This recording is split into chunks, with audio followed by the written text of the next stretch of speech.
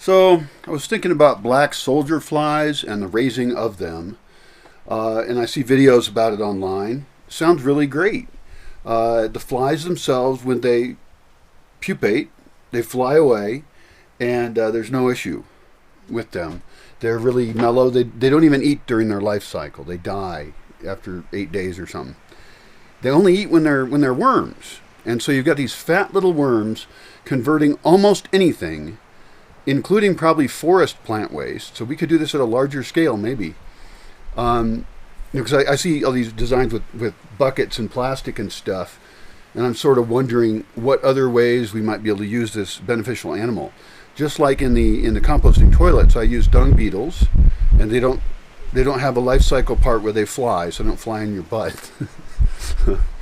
uh, and then earthworms, that they're not normal earthworms, they're composting worms. Red worms is what I use. And if I wanted to get more scientific about some things, I have some questions. Because I want to speed systems up, of course, but not using machinery or human labor. And animals, if we put them in the right spots, do all our work for us. That's tough to figure out how to make that work. But it can be done. So I'd be interested in this is an odd experiment. Some people won't like it. It's a shitty topic. That's how, composting toilet human waste things are. But anyway, I have sometimes been shitting in a bucket, a 5-gallon bucket that has a seat built over it. And so then there's a lid on it.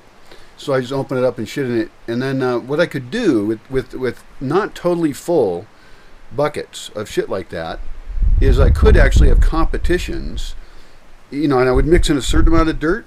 So maybe I start out with highly or organically active material. It gets seeded with just an inch even would do great. An inch of really biologically active stuff. And then from there, anything that gets dumped in there is going to compost real quick. We could also do this experiment with food, and I think we should. We should have side-by-side ones with 5-gallon buckets with tops on them, and air them out often, or have a tube in the top that lets air in and doesn't let rain in. There's multiple options there. But I like the 5-gallon bucket method because there are going to be systems where we can't retrofit things and put in a composting toilet of any decent size. And so I think that if you're half filling buckets and then you're taking them out, it does take a while to fill up a bucket if you've got a different pea solution. It really does. It takes a long time. And so if we tried these worms out on those, we could try earthworms, sure. We could try these the red worms. There's other composting worms that are commonly used that we should experiment in the same way with food buckets or shit buckets. And then we want to try these black soldier flies. Now, if the black soldier flies pupae, whatever, the little larval stage when they turn brown and then they're going to become adults, obviously there's some point at which they fly out. And so I'm not so sure that I want to have that in my house. And so that is an issue. And it could be that if these black soldier flies are so great at this, that we actually, when we take a bucket out of a place, we dump them on top with some dirt. And then we check with a stick, we can look in there and we can see how long does it take them to consume the human shit. Because it could be that they just go gangbusters on it, or it could be that it's too hot for them or biologically wrong or something. But getting them to process it and then feeding them to chickens, we could get the timing on that perfect, where we take a even 3/4 full bucket of shit and we dump dirt on top of it. And that dirt includes black soldier flies, or compost as well. It doesn't matter, but something to get them going in there. And we can dump a lot in. We theoretically would have big systems where we have large numbers of these guys being created. The birds may love it because I could be turning waste from town or food waste from the kitchen into an animal that then they'll love. Now those birds could be chickens eating them at the pupa stage, whatever. You can use tubes to get them to go straight into the chicken coop. So you can go straight from garbage. They harvest themselves. That is how easy that could be. Now at the moment I'm trying to use them to solve a different problem, which is buckets of shit. But if you got your timing right on these buckets of shit, then you could know that after a certain amount of time and temperature, maybe time of the year affects it, or you could just bring them over to the chicken coop And then when you know that everything's been composted in there, everything's been taken care of, you could dump it into containers in the chicken coop that have slats on the sides, and then the grub would go out of it, or something would happen.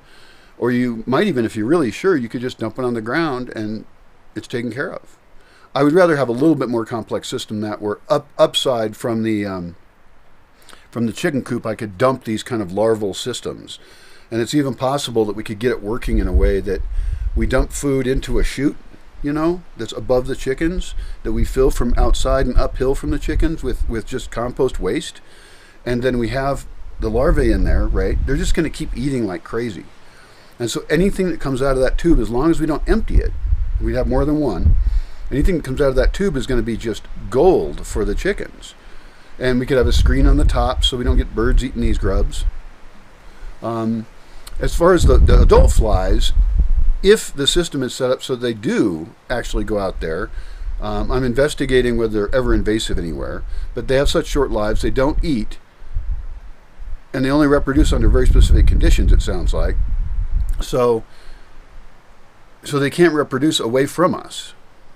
Now, I'd have to check that, but that's what it sounds like to me. They have to have really specialized spots. So I don't think that they're any risk for being invasive, but that obviously has to be checked immensely. People do grow these all over the place, so it's being done, and I don't know if anyone around here is doing it, but it sounds brilliant to me. It sounds just as good as composting worms, and I don't even do those as well as I could. So on the future, we may have black fly raising experiments especially if we're doing the chickens. That's the main thing. They make great chicken food, live chicken food. Chickens love it. They love it better than commercial food. And that adds one more thing. Normally we would give stuff straight to the chickens, but why do that? I think turning it into a higher living form might increase its protein or something. I don't know. And the big win, this is the hugest win I can think of, is we should definitely set up an experimental space where we take plant waste and give it to them. And we see how much plant waste, food waste, what the result is. Do they die if you only give them forest plants? Because I have lots of trails. I end up having to cut stuff. I mean, I have branches of oak leaves. I mean, what would happen if I had just a big pit, and tossed in yard waste, essentially, forest waste? And the reason I say big is because, it's easier to harvest that stuff at the scale of like pickup truck loads. And so I want a place where I can pull uphill from a black fly larvae growing facility that has partly covered, and it has wet and it has dry. It's a complex enough environment for them to continue to thrive forever. And then set up systems for harvesting them out of that. There may be ways we can just do ramps up into buckets and do it every now and again, and they'll just go right in there, and then we can take them and start raising them other places. We could sell them, get other people growing them, and of course we can just give them to the chickens. Now, the idea of having them go straight from the pen to the chickens is also cute, and that might work for smaller systems, I think. Home growers, we should totally, I always get too big a scale with these things. I want to set it up for a big system. That's kind of dumb. The big win is if you could get people growing black soldier flies. A weird name. Doesn't sound very polite. I don't know if I want to invite soldiers in my home. But if you could set up a 5-gallon bucket system for kitchen waste, for example, that could go along with your worm bin, they could almost live in competition, and you could decide which one you like better.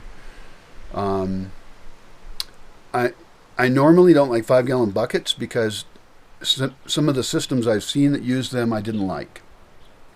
I am more okay with them than I was before because they are so cheap. They have a built-in handle, especially if you have the top for it. Then you have a lot of control over your space, and you can do so many things with 5-gallon buckets. I know they're plastic and that's evil, but I would like to raise black soldier flies in buckets, and I would also like to try this other experiment of having them just eat forest stuff, and we could try that in a 5-gallon bucket as well. I mean, I don't know how to do this kind of science, but I think experimenting is good. We will find out about the black soldier fly.